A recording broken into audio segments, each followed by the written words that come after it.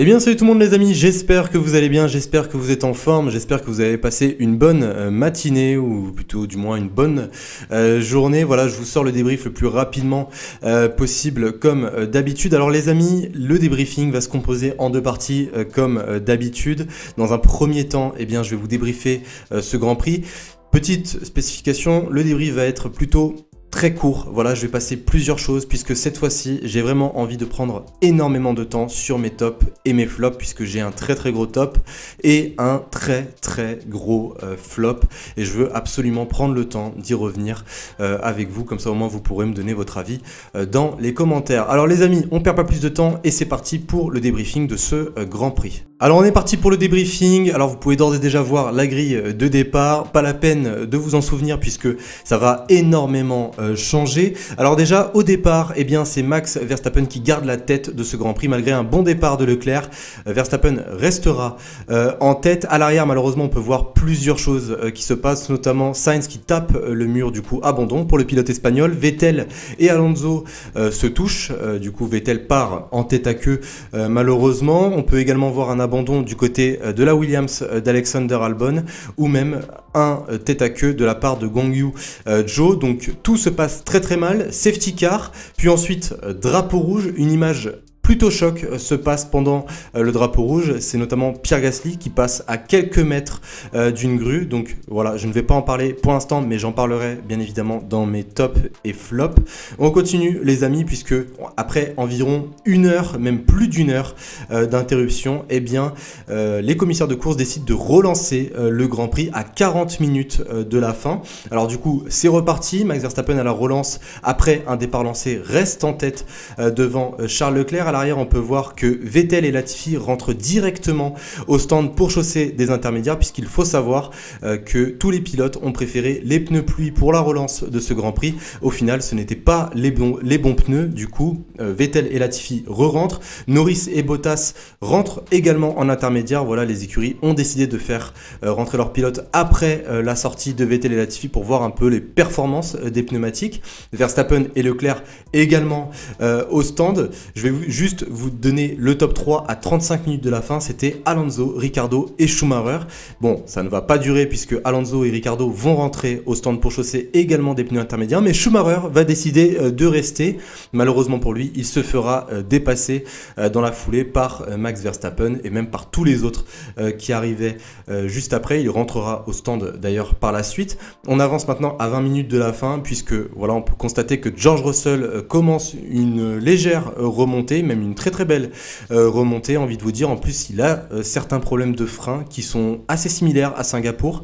Du coup, il dépasse Yuki Tsunoda via l'extérieur, un magnifique dépassement. On avance maintenant à 16 minutes avant la fin de ce Grand Prix, puisque là, on va parler du coéquipier de George Russell, Lewis Hamilton. Lewis Hamilton qui bataille avec Esteban Ocon pour récupérer la 4e position. Le Français se défend de la meilleure des manières. D'ailleurs, cette bataille durera environ jusqu'à la fin de ce Grand Prix. On avance directement à 5 minutes de la fin puisque Verstappen s'est littéralement envolé. Il est à plus de 20 secondes de Charles Leclerc et de Sergio Pérez. Et au niveau de Leclerc et Pérez, eh bien ça se bataille très fort à 5 minutes de la fin. Mais à un tour de l'arrivée, même au dernier virage, Charles Leclerc tire tout droit devant Sergio Pérez. Il essaye de se remettre devant le pilote mexicain pour garder sa 2e position tant bien que mal. Il passera la ligne devant Sergio Pérez, mais il se prendra 5 secondes de pénalité juste après le Grand Prix. Du coup, victoire de Max Verstappen devant Sergio Pérez et Charles Leclerc qui se fait du coup rétrograder à la 3e position. Alors les amis, on est parti maintenant pour mes top flops et pour la première fois de l'histoire de ma chaîne YouTube, eh bien je vais commencer par les flops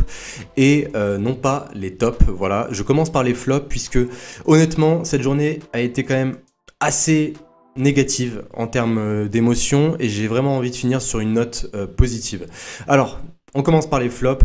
Aujourd'hui, exceptionnellement les amis, dû aux conditions, dû à la piste, dû au fait que les pilotes ont été quand même immobilisés pendant environ 1 heure. Je ne vais mettre aucune écurie ni aucun pilote dans mes flops. Libre à vous d'en mettre dans les commentaires, hein, voilà, vous faites ce que vous voulez. Mais je veux vraiment prendre le temps sur le plus gros flop et c'est vraiment Le pire flop que j'ai vu aujourd'hui, c'est la FIA. Voilà, je le dis. Il y a deux choses sur lesquelles je veux revenir avec vous. Déjà, première chose, la grue sur la piste. Et seconde chose, l'incompréhension. L'incompréhension. Est-ce que quelqu'un a compris ce Grand Prix? Je le dis, est-ce que quelqu'un est en mesure de me dire comment ce Grand Prix s'est déroulé? Honnêtement, je ne sais pas. Non mais vraiment les amis, c'est une vraie question. Est-ce que vous-même, vous avez compris la fin de ce Grand Prix? Est-ce que vous avez compris la moitié, le début de ce Grand Prix? Alors, je vais revenir point par point. Comme je l'ai dit, déjà on va parler de l'histoire de la grue. Alors, honnêtement, que dire? On est en 2022, voilà, on est en 2022. Ça fait à peine même pas 10 ans qu'il s'est passé un drame dans l'histoire de la F1, un drame dont personnellement, moi, en tant que fan de Formule 1, je m'en souviens comme si c'était hier. À chaque fois que je vois cette piste de Suzuka, il y a une partie de moi quand même qui pense à ce drame. Je vous le dis, à chaque fois que je vois cette piste au Japon, avec des conditions pluvieuses, je pense à Jules Bianchi. Je ne vais pas vous le cacher, hein, je suis totalement honnête avec vous. Comment aujourd'hui, en 2022, on peut créer pratiquement la même situation? Comment aujourd'hui, un père de famille qui a perdu son fils en 2014 met sur les réseaux quelque chose ou même parle directement à Julien Febvre et lui dit que c'est littéralement une honte et que c'est une honte à la mémoire de son fils. Comment ça peut arriver? Qu'on me dise, et que même d'ailleurs la FIA ont tout essayé pour essayer de faire en sorte de tourner un petit peu ce qui s'est passé à leur avantage, qu'on me dise que Pierre Gasly a été trop rapide lors de la grue, quand la grue est sortie, genre qu'il a dépassé les 250 km/h. Ok, je l'entends, mettez une pénalité à Pierre Gasly, enlevez-lui des points sur son permis de pilote, j'en ai rien à cirer. Parce que, honnêtement, sa vie est plus importante qu'un putain de permis. Je suis désolé, hein, les amis, j'utilise des mots assez durs, c'est rare que je sois autant énervé, mais je vous jure que j'ai bouillonné. Parce que en 2014, j'ai ressenti une sensation de peur, une boule au ventre qui était constante lors de l'incident. Aujourd'hui, j'ai ressenti exactement la même sensation et même si je peux vous décrire ce qui s'est passé de mon côté à moi, je regardais le Grand Prix sur Canal+ avec Julien Febvre, Jacques Villeneuve, à ce niveau-là, il n'y avait pas de problème. Et j'étais également sur mon téléphone et je regardais la F1 TV Pro. Et comme par hasard, j'ai mis la caméra de Pierre Gasly. Pourquoi est-ce que j'ai mis la caméra de Pierre Gasly? Puisqu'il partait à ce moment-là des stands. Et du coup, je me suis dit, s'il y a un incident en face, au moins de la caméra de Pierre Gasly, je vais pouvoir voir, par exemple, les pilotes qui se sont plantés ou les pilotes qui sont partis à la faute. Et là, ce que j'ai vu, quand j'ai vu la grue, au début, je me suis dit, mais merde, mais c'est le café qui est pas passé ou quoi? Je me suis essuyé les yeux parce que je me suis dit, bon, je viens de me réveiller, peut-être que j'ai dû mal voir ce qui s'est passé. Mais non, il y avait bien une grue sur la piste, à quelques mètres des pilotes. Mais on a entendu que Pierre Gasly, mais même après on a pu voir d'autres caméras, notamment Verstappen qui s'écarte, il met carrément une roue dans l'herbe. Est-ce que c'est normal de voir ça? Attention les amis, là j'enchaîne la FIA, mais je n'enlève en rien à la sécurité qui a été déployée ces dernières années. Voilà, le halo pour moi c'est une innovation, mais pour moi ce n'est pas le débat aujourd'hui. Bien évidemment, j'enlève rien à ce qu'a fait la FIA pendant toutes ces années, mais là aujourd'hui c'était inadmissible. C'était inadmissible et pour moi il y a des sanctions, littéralement des sanctions qui doivent être prises parce que je pense que dans un sens, ils ne se rendent pas compte. Tant qu'il n'y a pas quelque chose de grave qui s'est passé sur cette piste, ils ne peuvent pas se rendre compte de la gravité de ce qu'ils viennent de faire. Voilà, je le dis. Après, ils disent, oui, c'est dû à un manque de communication. Mais quel manque de communication? Quel manque de communication? Oh, on est en Formule 1. On est en Formule 1. Je vous jure, j'ai regardé le GP Explorer juste hier, là. C'était mieux organisé que ce Grand Prix. Non mais vraiment, sans déconner, c'était plus compréhensible que ce Grand Prix. Non mais vraiment, excusez-moi les amis pour ce coup de gueule, mais j'étais obligé de le faire. Pour moi, c'est inadmissible. Donc voilà, je trouve ça dommage qu'un pilote meure littéralement ou soit blessé d'une manière peut-être irréversible pour qu'on puisse prendre des mesures. Et la chose que je trouve encore le plus dommage, c'est pour le père en fait de Jules Bianchi, c'est pour la mémoire de Jules Bianchi. Ça se passe exactement sur la même piste avec les mêmes conditions et ils font encore une fois la même erreur. Ils nous ramènent 8 ans littéralement en arrière. Et au final, pourquoi? Pour rien, pour rien. Oui, on a sorti la grue trop vite. Voilà, c'est inadmissible. C'est inadmissible. Donc voilà, je vais m'arrêter là sur ce sujet, mais en tout cas, parce que sinon je pourrais vous en parler des heures et gueuler pendant des heures. Et voilà, j'ai préféré vous donner ma manière de penser. Honnêtement, je suis totalement transparent avec vous. Je sais que nombre d'entre vous pensent comme moi. Et peut-être qu'il y en a certains qui ne pensent pas comme moi et qui trouvent que c'est totalement normal. Hein. Voilà, libre à vous de donner votre avis dans les commentaires. Mais en tout cas, rien que par rapport à la mémoire de Jules Bianchi, je trouve que il faut faire mieux. Voilà, c'est tout simplement, c'est ça en fait, c'est tout simplement ça, il faut faire mieux. J'ai aimé aussi également la réaction de certains pilotes, notamment de Lando Norris, de Checo Pérez, qui ont eux-mêmes dit que c'était inadmissible, c'est bien. Il faut le dire, il ne faut pas avoir peur, il faut le dire. Quand il y a quelque chose qui ne se fait pas, il faut le dire. Donc voilà, par rapport à cet incident, donnez-moi votre avis, hein, les amis, dans les commentaires comme d'habitude.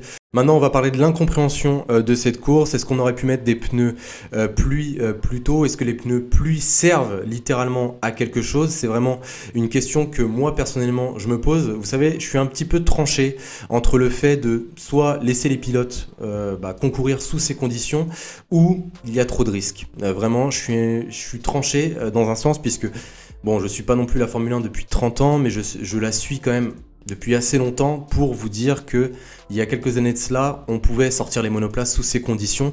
Après, aujourd'hui, la sécurité passe avant tout, bien évidemment. Donc voilà, ça c'est un débat sans fin et je suis tout seul, donc je peux pas forcément en avoir un pour l'instant. Et dernière chose, voilà, c'est l'incompréhension totale de ce Grand Prix, notamment à la fin. Voilà, on nous annonce un dernier tour, au final les pilotes continuent.